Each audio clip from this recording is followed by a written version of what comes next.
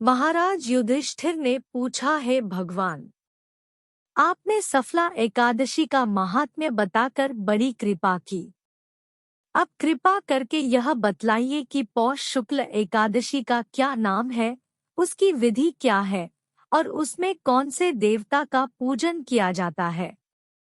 भक्तवत्सल भगवान श्री कृष्ण बोले, हे राजन, इस एकादशी का नाम पुत्रदा एकादशी है।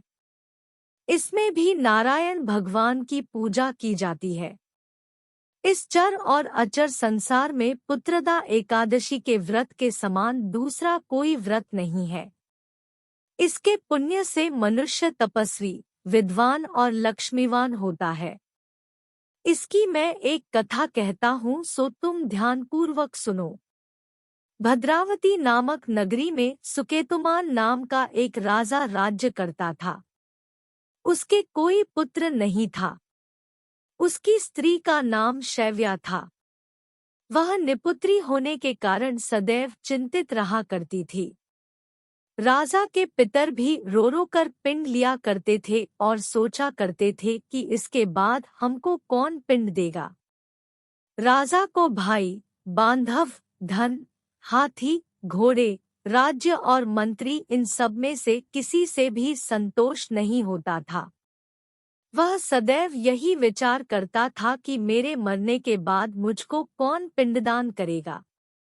बिना पुत्र के पितरों और देवताओं का ऋण मैं कैसे चुका सकूंगा। जिस घर में पुत्र न हो उस घर में सदैव अंधेरा ही रहता है। इसलिए पुत्र उत्पत्ति के लिए प्रयत्न करना चाहिए। जिस मनुष्य ने पुत्र का मुख देखा है वह धन्य है। उसको इस लोक में यश और परलोक में शांति मिलती है, अर्थात उनके दोनों लोक सुधर जाते हैं। पूर्व जन्म के कर्म से ही इस जन्म में पुत्र, धन आदि प्राप्त होते हैं। राजा इसी प्रकार रात दिन चिंता में लगा रहता था। एक समय तो राजा ने अपने शरीर को त्याग देने का निश्चय किया, परंतु आत्मघात को महान पाप समझकर उसने ऐसा नहीं किया। एक दिन राजा ऐसा ही विचार करता हुआ अपने घोड़े पर चढ़कर वन को चल दिया तथा पक्षियों और वृक्षों को देखने लगा। उसने देखा कि वन में मृग, व्याघ्र, सूअर, सिंह, बंदर, सर्प आदि सब भ्रमण कर रहे हैं। हाथी अपने बच्चों और हथिनियों के बीच घूम रहा है। इस वन में कहीं तो गीदड़ अपने कर्कश स्वर में बोल रहे हैं, कहीं उल्लू ध्वनि कर रहे हैं। वन के दृश्यों को देखकर राजा सोच विचार में लग गया। इसी प्रकार आधा दिन बीत गया। वह सोचने लगा कि मैंने कई यज्ञ किए, ब्राह्मणों को स्वादिष्ट भोजन से तृप्त किया, फिर भी मुझको दुख प्राप्त हुआ। क्यों? राजा प्यास के मारे अत्यंत दुखी हो गया और पानी की तलाश में इधर-उधर फिरने लगा। थोड़ी दूरी पर राजा ने एक सरोवर देखा।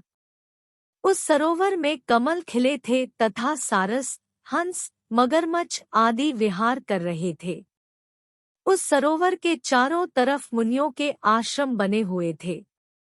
उसी समय राजा के दाहिने अंग फड़कने लगे।